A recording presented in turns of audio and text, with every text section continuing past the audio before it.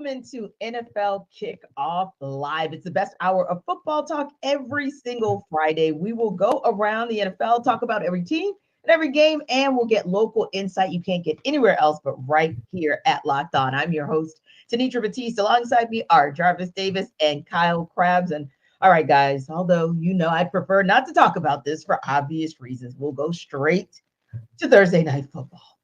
God.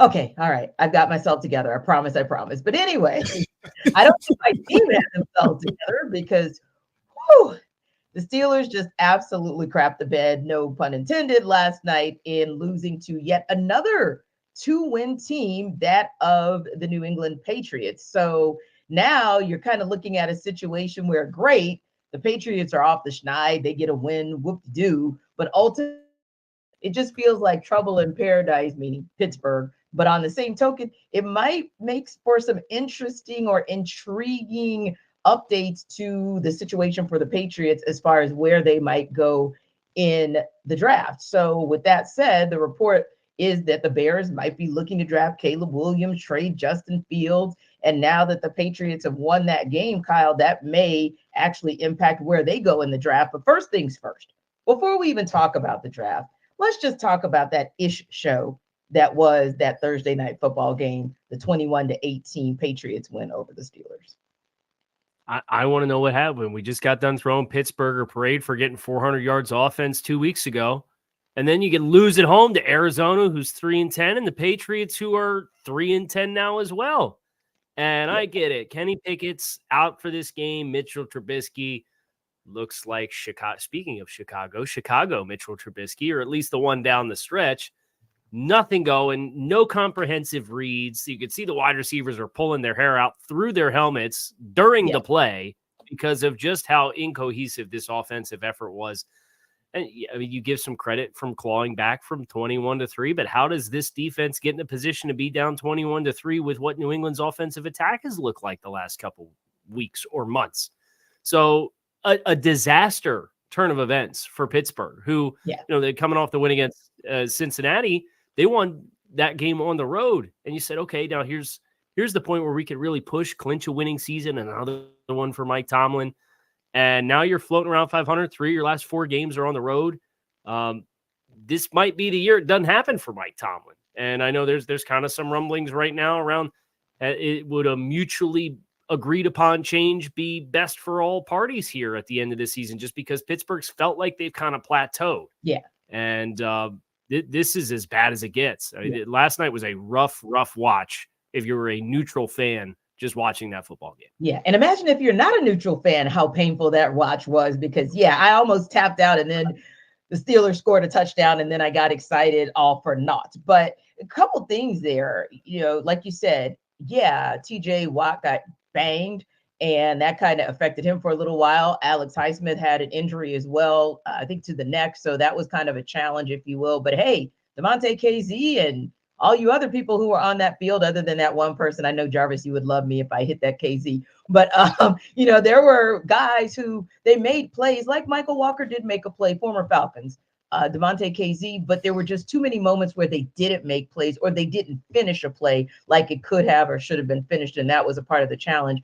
that Minka Fitzpatrick called out across the defense and the entire team post-game. But like you said, also the offense, it was just painful because there was George Pickett, Jarvis, there, free. There was Deontay Johnson in position to take it to the house. You can't put the ball where it's supposed to be, and you can't make the decision in your reads. Your decision was to take off at the wrong time when the right guy was open, and that is a recipe for disaster. But I do want to piggyback on what KC says before we go into the draft talk, and that's this.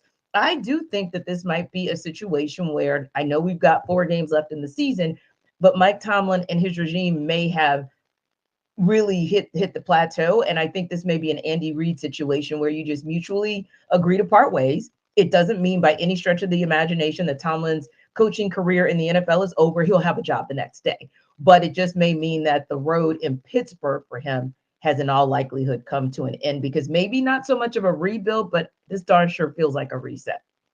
Yeah, it's definitely going to be a reset, because I really feel like it's time. And that's not an indictment against Mike Tomlin, because things, it's like a marriage that, the fire is just all gone and people just kind of really sticking around for the kids. It's just like, all right, I love you, babe. Oh, I love you too. Oh, you never had a losing season. Oh, okay, that's fine. We're gonna bounce back and get into the playoffs, but we ain't got a chance to really win it all. Yeah, that's fine too. So I think now you're starting to move into a situation where, okay, let's figure this thing out, because at the end of the day, I think we all can agree that Kenny Pickett is not the quarterback of the future, right? Yeah. So if there's a situation where you start losing games and you get into a position where you might be able to get one of those guys, one of those quarterbacks, there's going to be a lot to choose from in that first round. Do you really want to try to, use this same regime who just fired their offensive coordinator, who probably shouldn't have been the offensive coordinator coming into the season, because a lot of people were calling for their heads. I know you were, T.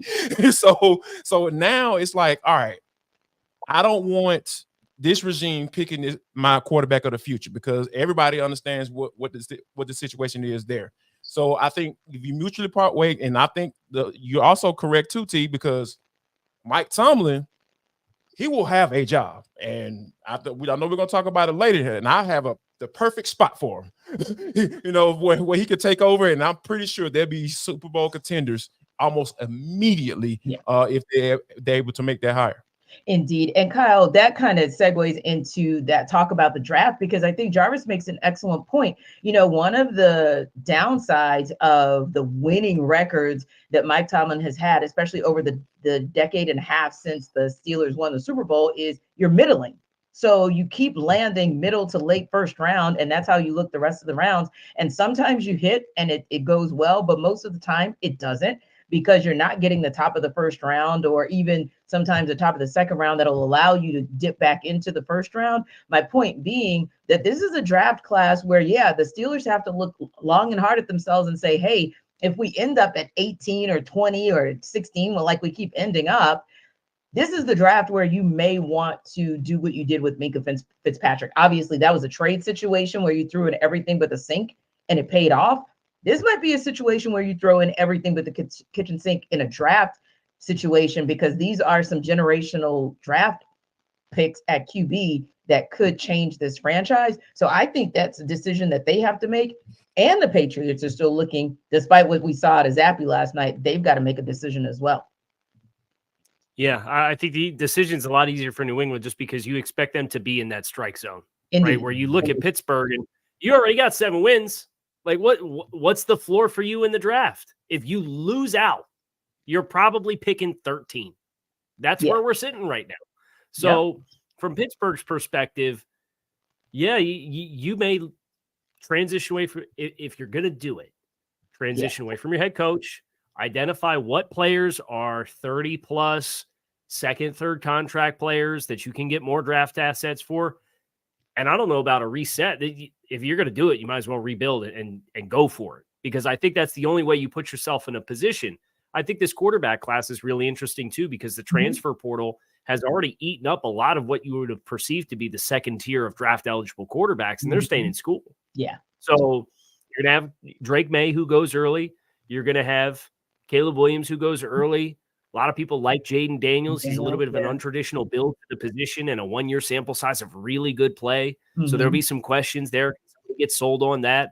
I'm not sure. What is Bo Nix going to do after his 18 years of playing college football at the quarterback position? I think he's set the record for most starts at quarterback in FBS history. So he about to go to no shade there. He is the oldest, the longest tenured college starting quarterback ever at FBS.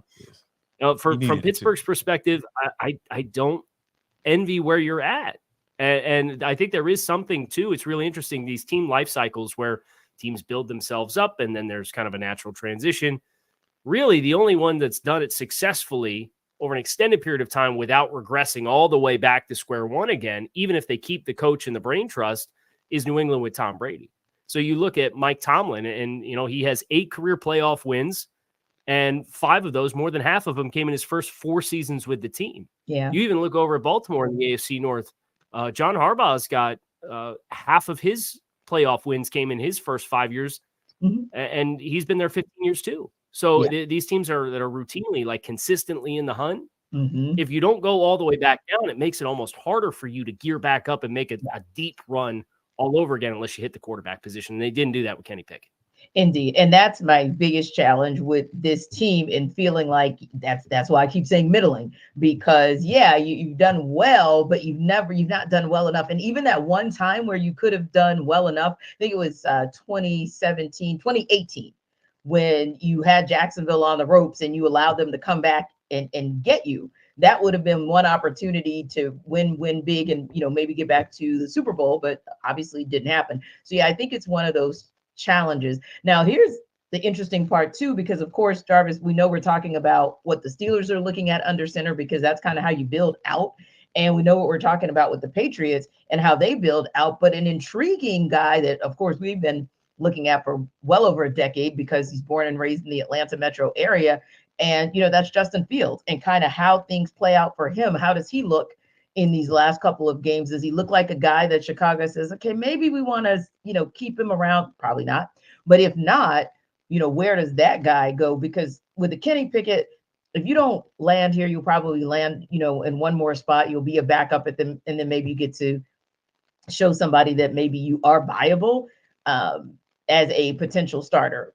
But Justin Fields, this is like a true dress rehearsal / show and prove what you can do, because you're probably not going to stay with Chicago, but you also want to land somewhere where where it's not going to just benefit Chicago that they parted ways with you, but it's going to benefit you too. Yeah.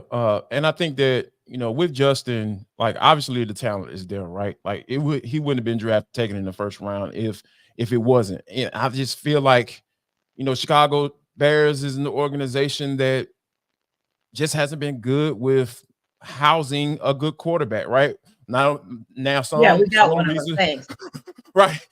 So one of the reasons may be that he just isn't good, or it just wasn't the right situation. And I feel like a lot of people kind of discredit the latter, because, like, at the end of the day, like, you can have all the talent in the world, but if the situation isn't right, if the head coach isn't right, if the guy that's working with him every day and the quarterback coach isn't right, it's not going to work. Or the guy calling plays, we seen Luke Gessie. He just seems like, okay, I'm going to call plays according to what Justin Fields is really good at. And then, okay, in the first quarter, but then after that, I'm just going to try to make him a pocket passer. Like, it's just not like, you're making yourself look bad when you do stuff like that. As a play caller, you looking incapable, because at the end of the day, it's all about the pros and the Joes, but like the X's and the O's have to fit too. So you have to make it fit. And I think that with Justin, I really feel that he can, with a second chance at another spot, with the right situation, with the right coach, and the right surrounding talent, I really feel like he can get it done. Because I know a lot of people will look at, Sam Darnold and Baker Mayfield and say, oh yeah, that never works. But Sam Darnold got a second round pick. So if Chicago wants to trade him, they're going to be able to get some good compensation for him. Yeah. And I feel like Justin, in a different situation, maybe even down here in Atlanta, because we know Arthur Smith is really good with reclamation progress. Kyle, you're familiar. Ryan Tannehill, he made him look like a capable quarterback, and I think that Justin is a little bit more talented than Ryan Tannehill, in my humble opinion. So I feel like the situation is right for Justin as he goes down. All he got to do is just continue to try to go out there and put some good tape out there. Yeah, and Kyle, I look at the situation that's going on. Not that we didn't know that Tua Tagovailoa was capable of what we've seen him do this season, but again, right circumstances, right staff around you, right players around you, and you can not only look like a good quarterback or a solid quarterback, but you'll really be able to show your greatness. And that's maybe what a Justin Fields is lacking. Still doesn't have the right talent around him, definitely doesn't have the right coaching staff around him. And it just seems like he's in an organization that's just, they can't figure it out. They just can't get right. And so if you can't get right as an organization, I don't think you're going to get this guy right either. Yeah, so there's a lot of hands in the pot here, right? As far as running a football team, running an offense. And the phrase that stands out to me was an interview that I did a few years back with Jordan Palmer, the quarterback coach and private trainer. He said teams bust on players more than players bust on teams. Mm. And you look at this environment that Justin Fields was put into, and Tanisha, you invoked Tua Tagovailoa and what that was like with Brian Flores, who was a career assistant at New England. The only quarterback he ever knew was Tom Brady. The only offensive line coach he ever knew was Dante Scarnecchia. Those are like Mount Rushmore of their respective crafts at the NFL level type of players and coaches. And he comes to Miami and he's got 4 offensive line coaches in 3 years. He has 4 offensive coordinators in 3 years.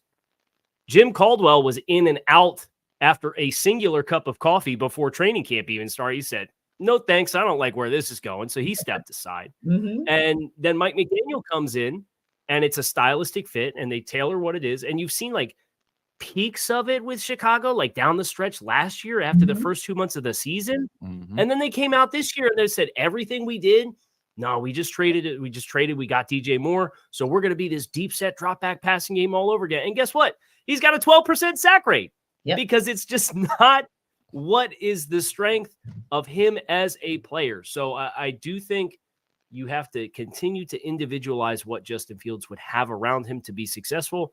I do happen to think Arthur Smith, that offense that is so run heavy, but you get extra hats in the box with Justin Fields and his threat as a runner versus Desmond Ridder or Taylor Heineke or anybody. Like, that's a whole different ballgame for that offense. And they've invested already in the skill group that would be around him. I think that'd be as exciting of a fit as you could craft for Justin Fields. Indeed. And the game we're going to talk about with a couple of guys who put the right pieces around them, put the right coaching staff around them, and they absolutely do it. That's Jalen Hurts and Dak Prescott. We're, of course, going to talk about the showdown between the Eagles and Cowboys when we come back. But before we get there, here's a quick word from Jarvis about DoorDash.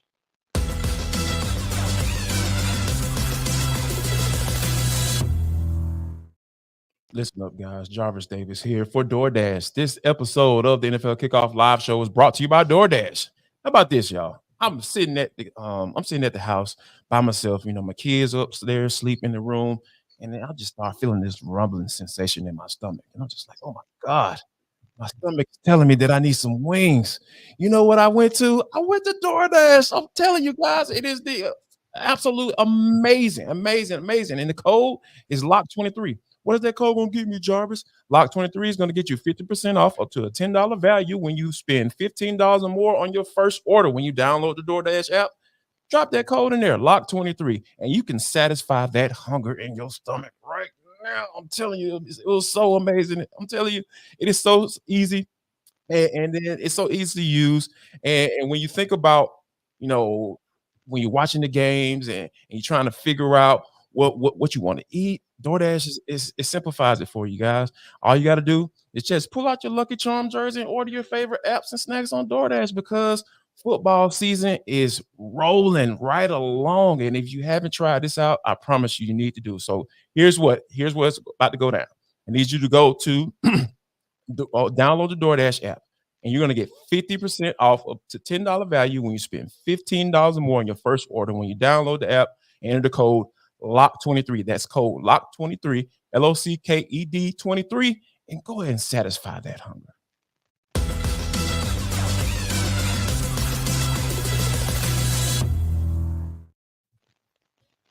Well, guys, it's another big showdown for the Eagles this weekend. This time it is with the Dallas Cowboys, front and center, game of the week. NFC East is on the line. Some would even say the MVP race is on the line between Jalen Hurts and Dak Prescott, just behind Brock Purdy in the odds. It's a mood, it's a movie when it's Dallas and Philly playing. And our Locked On Cowboys host, Marcus Mosher, and our Locked On Eagles host, Gino Camilleri, are here to break this game down.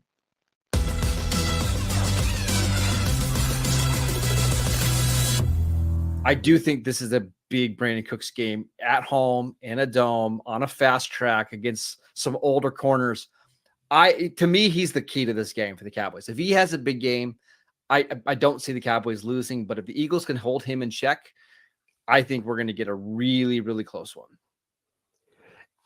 Tell our fans over at Locked On Eagles how he has been getting that production, though. Has it come through the slot? Has it come through outside, just winning those matchups based on pure speed? For those who might have not seen him play over the last couple weeks, a lot of long developing over routes where the Cowboys will use 6 and 7 man protections and then just let him try to fly over the field, mostly in man-to-man coverage. What they're trying to do is find your slowest corner, get him matched up one-on-one, get him free releases off the line of scrimmage. But I also mentioned he's been somebody who, when the Cowboys get in the red zone, he's gotten more red zone targets than what CeeDee Lamb has gotten because he is so quick off the line of scrimmage, and teams typically like to play a lot of zone. He just has a great feel of where to settle down in zones. To me, he's the X factor. I get, if the Cowboys can't get him involved early, I won't be surprised if they struggle a little bit on offense. So I think we both kind of have it the same mantra on this one, where we need our Klay Thompson to kind of step up in this game, right? You need the role guys that have big games. Yeah, you need your Brandon Cooks, you need your Devontae Smith, you need your Jake Ferguson, you need your Dallas Goedert. And the last key to victory, I'm going to say, is can DeAndre Swift and this offensive line find a way, whether it's you're leading late in this game, whether it's you're trying to get back to what your identity was of being a balanced offensive line, they've gotten no push. Can you find a way to create some of these explosives? Because like you said, Marcus, it's either A.J. Brown or nothing in terms of the explosives.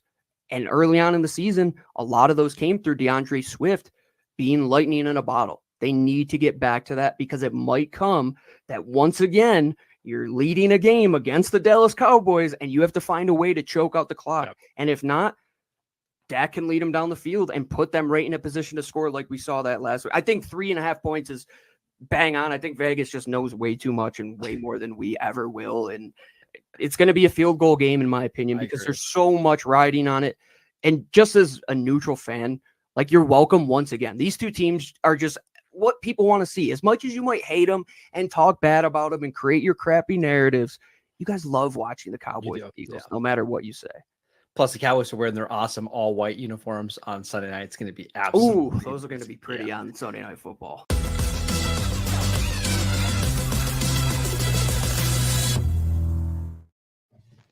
So, guys, this particular matchup features a team where there's a one-game division lead. Of course, Eagles over the Cowboys, one of 3 division leaders with that slim margin. So we could go all over the place with that narrative heading into the last 5 games of the season. But, Kyle, this is also a situation where you've got 2 teams who have, like we said, MVP caliber quarterbacks, but also a lot of X factor. So I want to go back to something that Marcus was talking about in terms of who would be the X factor should the Cowboys win. And he's calling it Brandon Cooks. Is that your guy who could be the X factor or the game changer for these Cowboys to get this win? Yeah, I certainly think coming into this season, you expected to get a certain caliber of production from Brandon Cooks. And for the first month and a half of the season, he was MIA, like nowhere to be found. And you're wondering, did Brandon Cooks get washed this offseason and we all didn't get the memo or what? And then lo and behold, they start finding ways to get him involved in the offense. And it's coincided with Dak Prescott and this emergence of this 6 consecutive games, I think it is, with multiple touchdown passes, which is the longest stretch of his career, and playing at a caliber that has put him right at the front of the MVP conversation as we go into December. So I certainly think that's an element for Dallas that if they have that component humming, even if it's only a couple shots throughout the course of the game, this feels like an more explosive plays wins the game type of contest in my mind between these 2 teams, because they're capable of haymakers. You saw Philly really get bottled up by San Francisco at home last week, and San Francisco just hit home run after home run after home run, and a lot of it came after the catch. Yeah. So who's your guy that's going to have the speed and help create those chunks? If it's Brandon Cooks, whether they're vertical routes, whether they're deep over routes, and he's turning up the far sideline after he catches the ball, I do think that's a great place to point to for Dallas. Yeah, not only yards after the catch, but really yards after contact as well, Jarvis, because, Deebo Samuel and Christian McCaffrey were out there bulldozing folks. And from a yak perspective, from a yards after the catch, I was wondering if Darius Slay had gone back to Detroit and, maybe we missed that flight that he'd taken because, he was absentee last week. But if you look on the flip side for the Cowboys, they're looking to break a streak in the East, you don't have back-to-back champions. You have to go back to the early 2000s where the Eagles won 4 in a row to see a back-to-back. That's how competitive this particular division has been. But the Eagles have swooned a little bit over these last couple of weeks, right? Even when they won, sometimes it felt like it was on the struggle bus, granted, against the Chiefs and granted against the Bills before, the slaughtering that was the 49ers game. But who's their X factor? I mean, one person that I think Gino may have mentioned was Devontae Smith, but could be DeAndre Swift as well, depending on which direction you think would win this game for them. Who you feel like is their X factor in order for the Eagles to kind of get back right? It has to be Jalen Hurts in my eyes, like, because here's the thing, because he looked weird last week, holding on to the football for so long.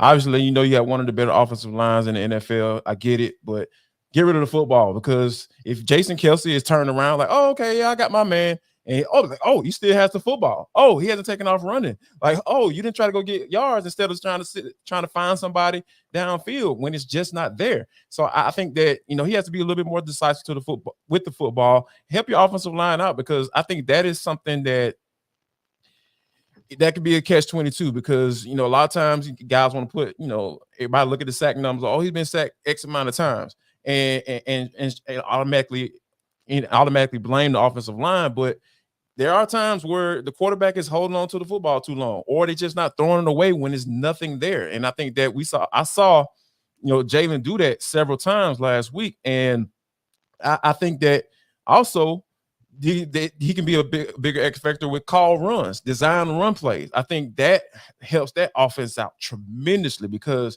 once you start getting guys coming down, dropping 8 men in the box, and you start seeing that single high safety, and then for some strange reason they try to maybe even single cover AJ Brown on the outside. Those are things that I feel like Jalen can take advantage of. You make the reads a little bit more simpler.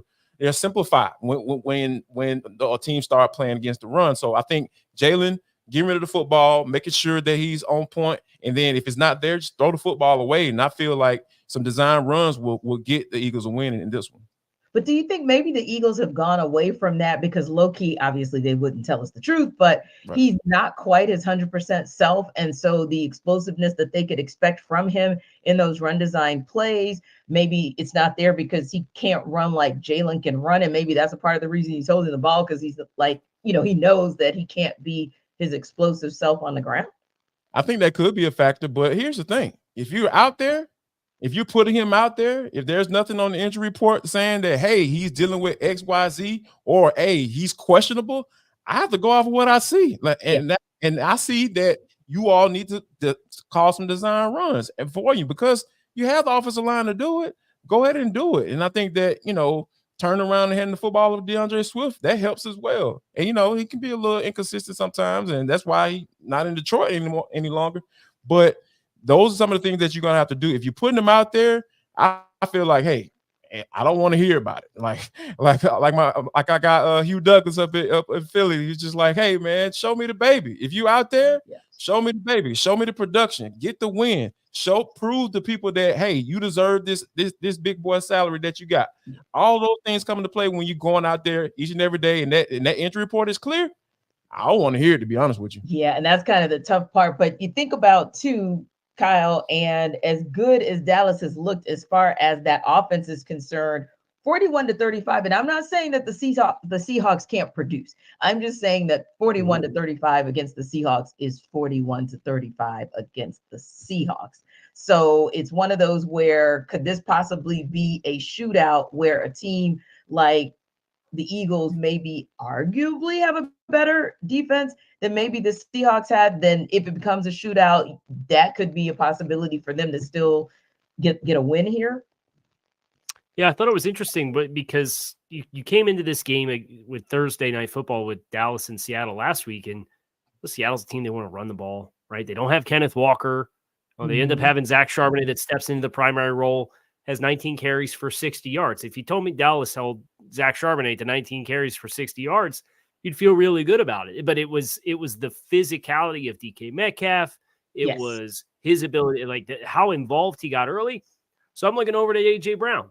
And if I'm Philadelphia, you got to have a certain element of that. But one thing that Seattle did try to do is they still tried to run the ball, even though the averages weren't there. And to go back to what JD was talking about, as far as DeAndre Swift and the Philadelphia Eagles, you go all the way back to week 2. And do you remember how much Philadelphia struggled in the first half against Minnesota? And they had all these exotic looks on the front. And then about halfway through the second quarter, they said, oh, hey, you know what? You got 2 defensive linemen on the field. We're going to pound the rock.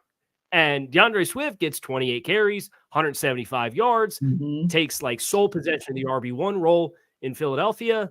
And since then, he's only had a handful of games where he's even had 20 touches. Yeah. Like this is a guy that's amongst the most productive backs in the league. And, right. And what game was it? Was it the Buffalo game or the Kansas City game that like he didn't even touch the ball in the first half at all?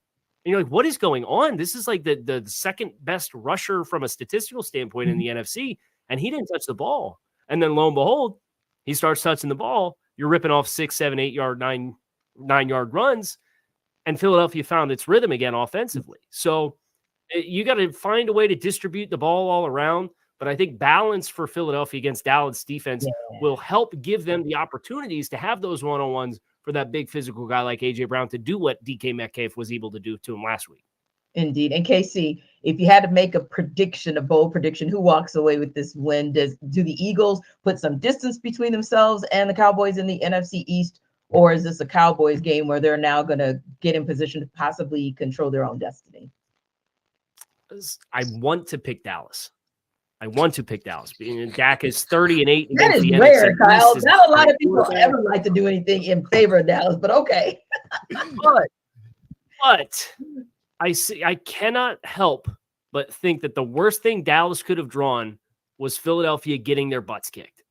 And I think Philadelphia, after the game that they played last week, with an opportunity to retain control and effectively smother the NFC East, I think Philly finds a way. And I'm picking Philly in a close game to get it done. JD, who you got?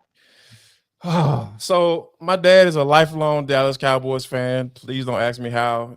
Grown up in Atlanta all his life and all that stuff. But we had a conversation. He was just like, Jarvis, we're gonna get a win this week. I was like, man, I don't know, man. But I was like, and then when you think about it and kind of really dig into it, like I think that Brandon Cooks piece, what Marcus brought up, was absolutely amazing. During that 4-game winning streak, 20 catches, 300 yards, and 3 touchdowns. Almost double the production of that first month and a half of the season as a Cowboy. So I think finding another weapon that Dak can depend on outside of CD Lamb, I think that's the formula. That's the juice. That's that recipe everybody look forward to eating on Thanksgiving. Like, okay, we're coming over to the Cowboys house because hey, they found the right recipe. Their offense is cooking, and I think that Dak is making a MVP candidacy.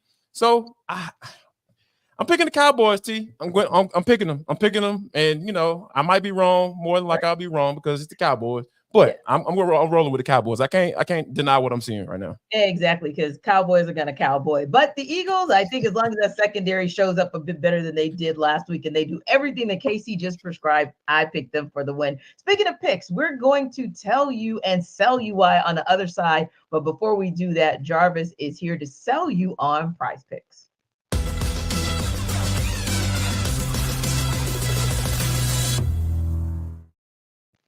Jarvis Davis here for Prize Picks. This episode of NFL Kickoff Live Show is brought to you by Prize Picks. It is the largest daily fantasy sports platform in North America. That's a pretty big deal, folks. We are the easiest and most exciting way to play daily fantasy sports. It's you against the numbers, not the pros and not all of these algorithms and all this stuff craziness, right? All you got to do is just pick more or less than on a 2 to 6 player stat projection and watch the winnings roll right in. Also, not only with the NFL season rolling, it's kicking off.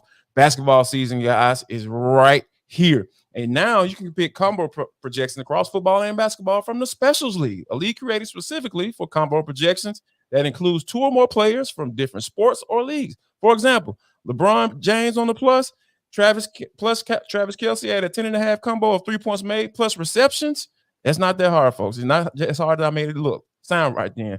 But it's easy, guys. All you got to do is go to prizepicks.com right now because that is the best place to go to. All right, here's the website. Go to prizepicks.com/lockedonnfl. Prizepicks.com/lockedonnfl and use code LockedOnNFL for a first deposit match up to $100. And folks, Prize Picks is daily fantasy sports made easy.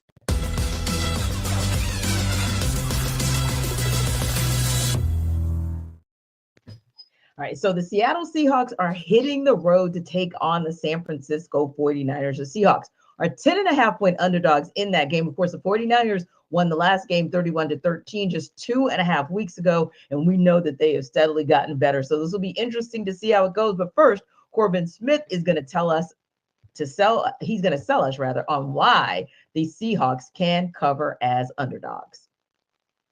Looking for their first win against the 49ers since 2021, the Seahawks will head to Levi Stadium for a must-win rematch against their division rivals on Sunday afternoon. This is Corbin Smith, host of the Locked On Seahawks podcast. The Seahawks will enter Sunday's rematch against the 49ers as 10.5-point underdogs, and honestly, that feels a little bit low considering how much San Francisco has dominated this series over the last 2 seasons. None of their previous 4 encounters since the start of the 2022 season have been decided by under 15 points, with the 49ers winning all 4 of those matchups, including a 31-13 victory at Lumen Field just 2 weeks ago. For the Seahawks to have any chance to cover that spread or potentially pull an upset on the road at Levi Stadium, the offense is going to have to build off a solid outing in Dallas where they scored 35 points and put up 5 touchdowns. The offense has only 3 offensive touchdowns in their last 4 games against the 49ers combined. The run game is going to have to be solid. They're going to have a play-action game working off of that to take advantage of their receiving talent. As for the defensive side of the football, missed tackles have been a major problem against the 49ers, including a bunch of missed tackles against Christian McCaffrey a few weeks ago. They have to get him to the ground, and they have to limit explosives. They gave up 7 explosive pass and run plays in the first half alone in week 12. If they're able to cut that number in half and potentially create a turnover or 2, the Seahawks can give themselves a chance in a game that few expect them to be competitive in this upcoming weekend. Our guy Corbin pulled absolutely no punches. All right, Jarvis, I'm going to ask if you can maybe wrap your arms around little Tink Tink and give me a path to winning for the Seahawks. Sorry, little Tink Tink. It's time to go home.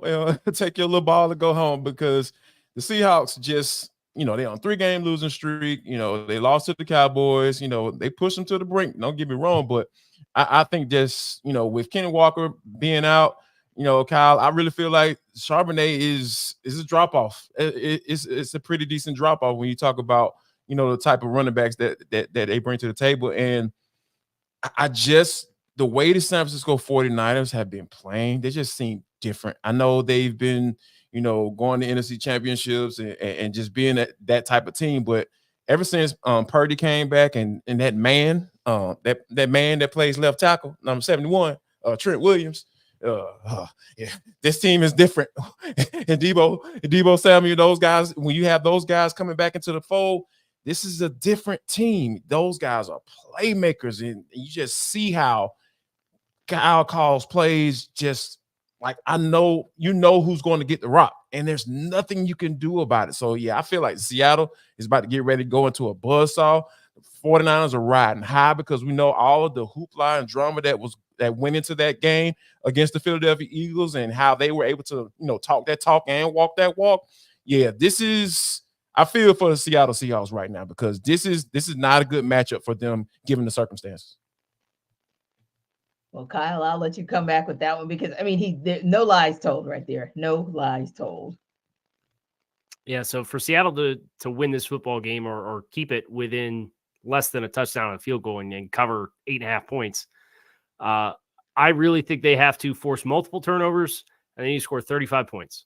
Okay? The obvious talking points to acknowledge, but the hardship about doing that, and give them credit, they just scored a bunch of points, 35 points against the Dallas Cowboys last week. They get a little extra rest coming into the game. JD talked about Trent Williams, Debo Samuel, that stretch of injuries. Here's the points scored for San Francisco in the 3 games that they had without those guys, 17, 17, and 17. Okay, I'm not a math guy, but I could say that's 17 points a game. The points in the other games that they've played with those guys on the field, 30, 30, 30, 35, 42, 34, 27. Shout out Tampa Bay, held them under 30, 31, and 42. They are rolling up the points. Dude. And oh, by the way, outside of that 3-game stretch where they had 7 turnovers without Trent Williams and Deebo Samuel, they have 3 turnovers this season offensively. San Francisco has 3 turnovers in the games that they played with Trent Williams and Deebo Samuel on the field. It's December. They have 1 turnover in the month of November. So, like, tell you, man. Seattle is just going to have to get this totally uncharacteristic performance that San Francisco has not done with their guys all season long.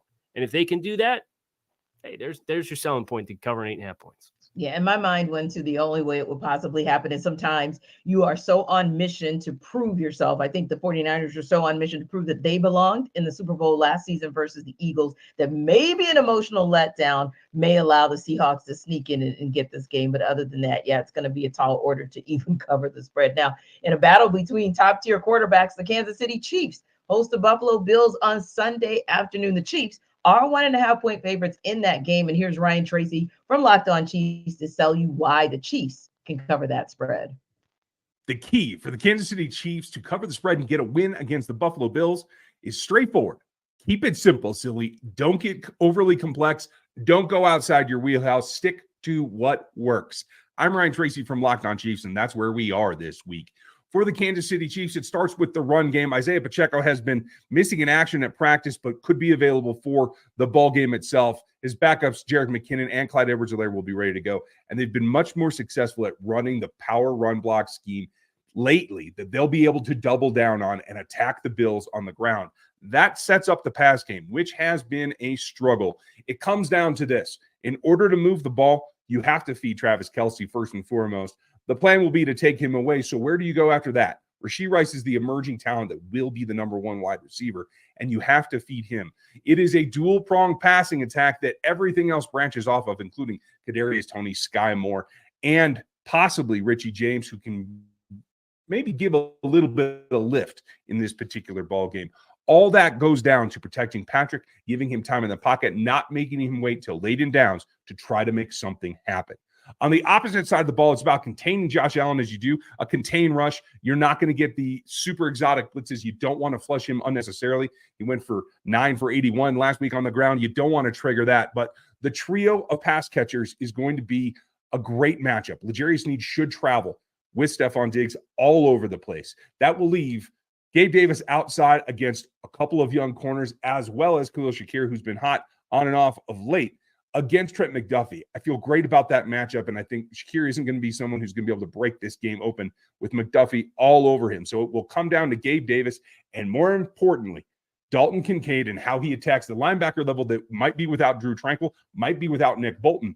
It's down the middle in this game for the Buffalo Bills. It is Dalton Kincaid against those linebackers, Khalil Shakir against those safeties once he breaks loose, as the safeties will be with Mike Edwards rather than Brian Cook, who's out with injury as well. And that's how the Chiefs can get it done this week against the Buffalo Bills.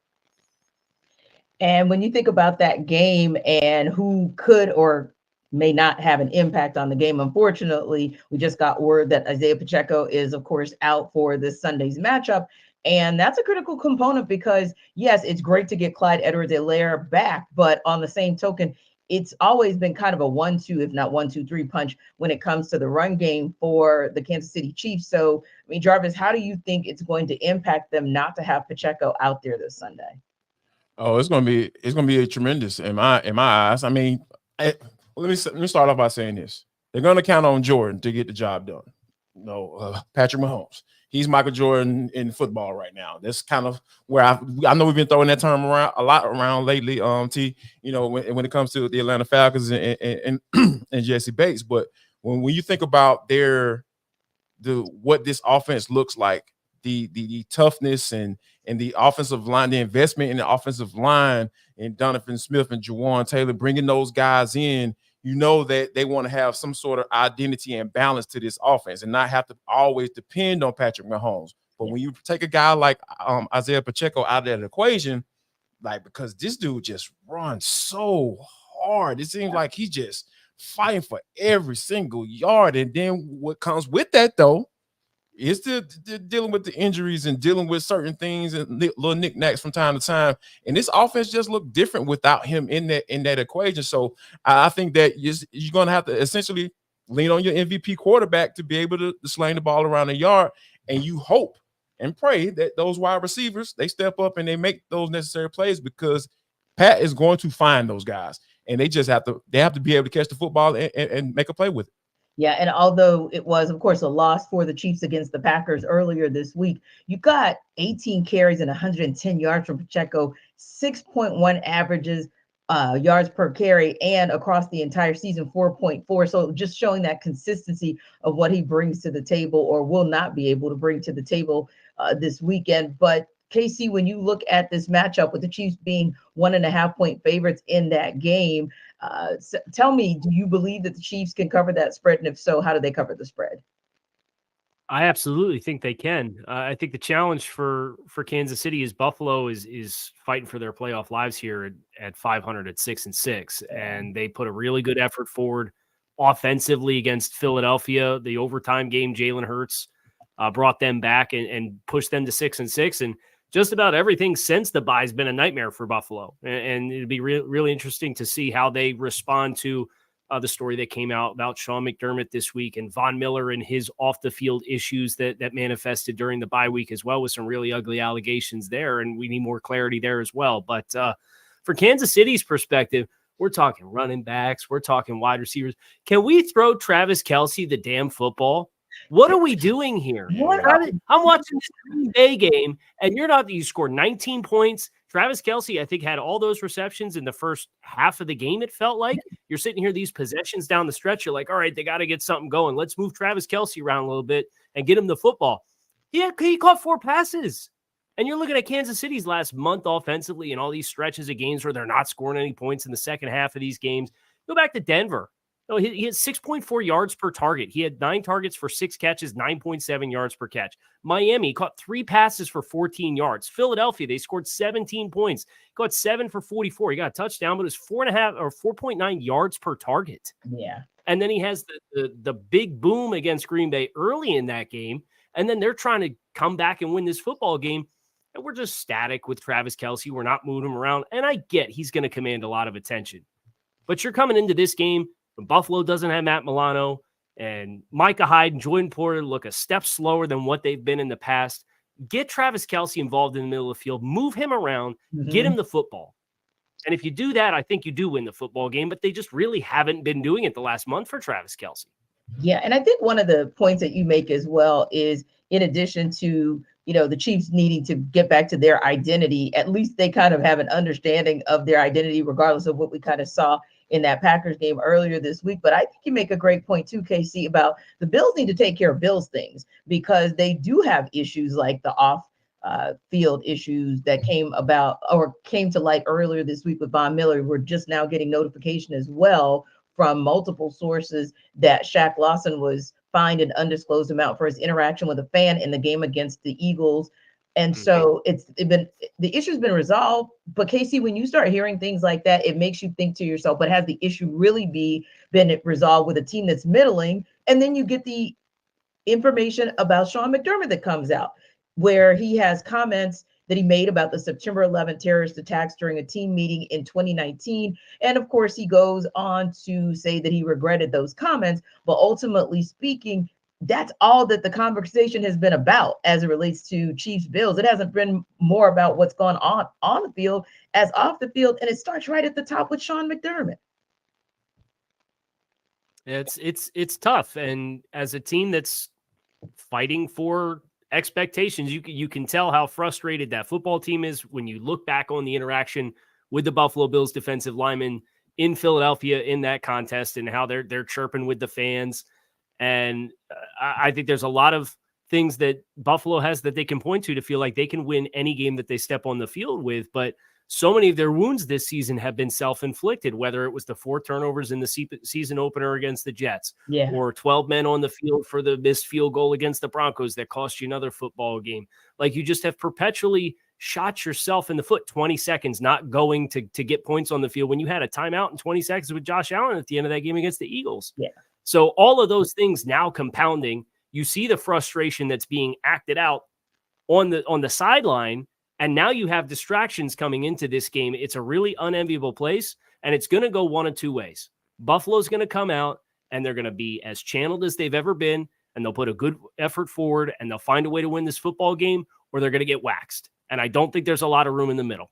Yeah, I would agree as well, Jarvis, because you think about those kinds of very those comments that can really, really kind of separate and divide, especially if it's one of those things where maybe you kind of put it to bed 4 years ago, but maybe you kind of didn't, because it could have played in the back of individuals' minds. Now you bring that to the surface where basically McDermott's making a comparison contrast that he's encouraging athletes on how they viewed the Al-Qaeda militants, to say that the way that they crashed the passenger jets into the Twin Towers of the World Trade Center, it's like being team players. That's something to where you can apologize, but if someone felt some type of way when they first heard that, and that brings up feelings again, you never know where that can take a locker room. Absolutely. And I think I know where it could take it. It's lost. He's lost his locker room, because when things like this get out, when you have players griping at each other on the sidelines and don't really care about what it looks like, because, a lot of times locker rooms, being in the locker room, like there are so many different personalities, right? Like a lot of people from different backgrounds, people who probably wouldn't even be in the same room with that person if they weren't playing football. Like football does, it puts a lot of different type of people in the same place. And I think that there's a certain, sacredness that goes with it, that, whatever goes on within that, you don't let it get out. And so when stuff like this starts to come out, when whatever sources, said that he said XYZ, and he has to explain himself, that lets you know that he knows that he's losing this locker room. And then when things like this start to happen, that means he's lost it. And I think that, when you have all the off the field stuff going on, I talked about when we first started this show, organizations that you hear more about off the field stuff than on the field stuff, that's not a good sign. That means they're a bad organization. And the Buffalo Bills ownership, they don't want to be looked at as that. They feel like they're Super Bowl contenders. They have a Super Bowl capable of winning quarterback in Josh Allen. So I think right now, Sean McDermott, needs to start counting his chickens, because this may signal the end for him for sure. Yeah, this is definitely a fork in the road for that franchise, but more importantly, probably that regime. Now, it is almost time for our fantasy football focus, which also means it's time for Jarvis to tell you guys about DoorDash.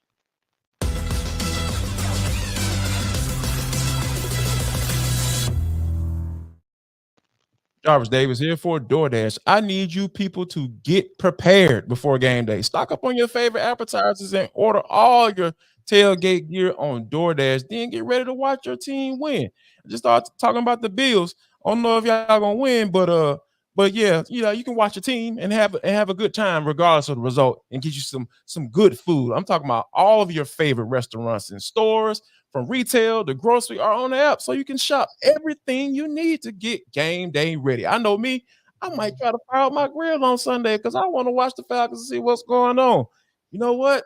I want to give me some wings. I want to fry them bad boys up. So, I'm going to go on a DoorDash, find my little neighborhood grocery store and order me some flour. Give me some seasonings. Get some oil. I need some good oil so I can fry those wings up. And then, and guess what? I haven't even left my house. So here's what I want you to do. I want you to do the same. All you got to do is go to DoorDash, and you're going to get 50% off up to a $10 value on your first order when you spend $15 or more when you download the DoorDash app and enter code LOCK23. That's code LOCK23, LOCKED 23. Subject to change. Terms apply.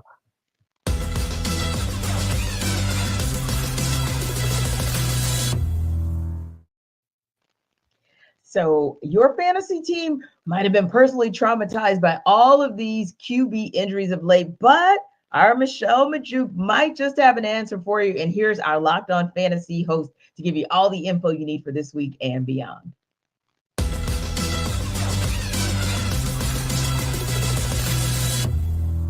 Are you a victim to your fantasy quarterback going down with an injury and need a quarterback to play in week 14 or even for the rest of the season? I got you. Here are 3 quarterbacks that you should consider picking up and playing, at least for this week. So first up being Vikings quarterback Joshua Dobbs.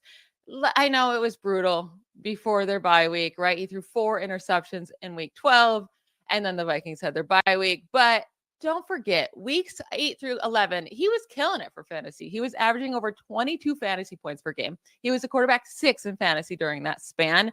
And now he gets the Raiders, Bengals, and Lions over the next 3 weeks. All really solid matchups for him. So I think Joshua Dobbs is a guy you can pick up, play this week, and also just count on for this whole long run of stretch here for the rest of your fantasy season. Another quarterback to consider is Jake Browning of the Bengals. I know we've only really got to see him in 1 full game, but it was amazing, right? He put up nearly 27 fantasy points in week 13, 4th most on the week by any quarterback this last week. And he just has so many great weapons to rely on. Jamar Chase, Joe Mixon, T. Higgins, Tyler Boyd.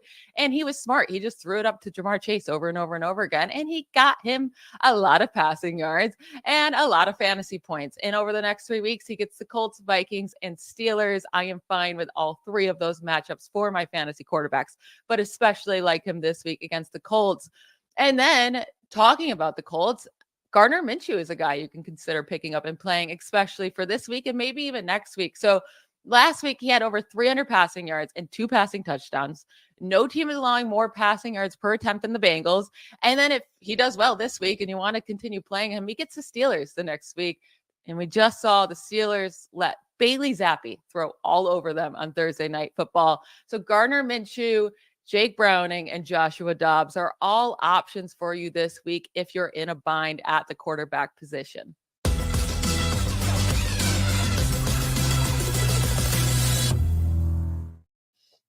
Wow, that must be some kind of bind if you are going to go with Dobbs, Minshew, and Browning, Casey. Whoo, is your fantasy? A lot of jobs out there, T. Right. The quarterback position. A lot of jobs. I understand. Right. So I'm like, okay, this goes back to what Jarvis said earlier, Casey. Are we looking for pros or Joes to add to our fantasy football team? Yeah, well, out of the ones that Michelle gave, the one I don't want to touch is Josh Dobbs. I've seen Cinderella when I was a kid, and I know when the clock strikes midnight, that carriage turns into a pumpkin, right? And that performance was so bad against Chicago, like did not know what way was up. And they were considering benching him during the bye week. It came out and said that he was going to retain his starting job. Thanks, no thanks for me on Josh Dobbs. I think Jake Browning's the one to go with just from take the one with the weapons in the passing game. Indianapolis, Gardner Minshew's done a nice job. He's able to move around, get off his spot. But at the end of the day, that's a team that wants to run the football. You saw what it looked like with Zach Moss before Jonathan Taylor came back, and then Jonathan Taylor came back. And that's kind of the identity of that football team. The identity of this Cincinnati offense, even though Chase Brown has given a little bit of extra life into the run game, they're built to throw the ball. So take the guy who's built to throw the ball, who's thrown to elite targets. That would be my choice, would be Jake Brown. Yeah, because I almost got like feeling some type of way, Jarvis, a little triggered with Josh Dobbs. Like, dang, like we let him go. And then I was reminded, oh yeah, we let him go. So as the Steelers, but yeah, I think you make a great point, KC. I mean, Jarvis, if you have Jamar Chase for one, that you can just toss the ball all around the football field to, you might want to go with that guy if for no other reason. He's going to be the guy who covers all the ills that might happen and make Browning look even better. And you know what? To be honest with you, like we even got a little glimpse into this, like once the Cincinnati offense got rolling, because we know Joe was dealing with with his injuries earlier in the season. Then they just start saying, hey, you know what? We just gonna get the ball out of his hands. We're gonna throw these quick screens. We're gonna dump it off to Joe Mixon, and guess what? You could do the exact same thing with Jake Browning, because that stuff is simple. It's simple, and it caters to the ability of your quarterback. Now, you can throw the football down the field, true enough, when the opportunity presents itself. But like the game plan going from here on out have to be, hey, get the ball in your playmaker's hands, whether they be turned around and handing it off 25 times or 25 to 30 times with your running back combo, or you getting the ball to Tyler Boyd, you getting the ball to T. Higgins, who's back, and then Jamar Chase, who won the best wide receiver in the NFL. So all of those things. It's just set up perfectly for Jake Browning going forward, and the Bengals should be able to take advantage. Hey, Casey, as we wrap up here real quick, what's that one game you have your eye on this weekend? I think I'm looking at Indianapolis and Cincinnati as far as that AFC wild card race. When you consider you've got the 5 seed is 7-5, and the 11 seed in the conference is 6-6. Yeah, you got a ton of teams that are just smashed together. Half of them are going to miss the playoffs. Yep, and that's a head-to-head matchup at 1:00 that's going to have a lot on the line for the AFC conference. Indeed. How about you, Jarvis? Real quick, what's your game to watch? Got to be Falcons Buccaneers. This is the game the playoff game within the playoff game, and this is for the title of, hey, we're the best team in the worst conference in the NFL. Let's see what there is. On that note, a lot of cool matchups that are going to be some decision-making games for how these playoffs play out, both in the AFC and the NFC. Thanks again, guys, as always, for stopping by NFL Kickoff Live. It is the best NFL talk you can get anywhere. For Jarvis Davis, Kyle Krabs, I'm Tanisha Batiste. We will see you next week.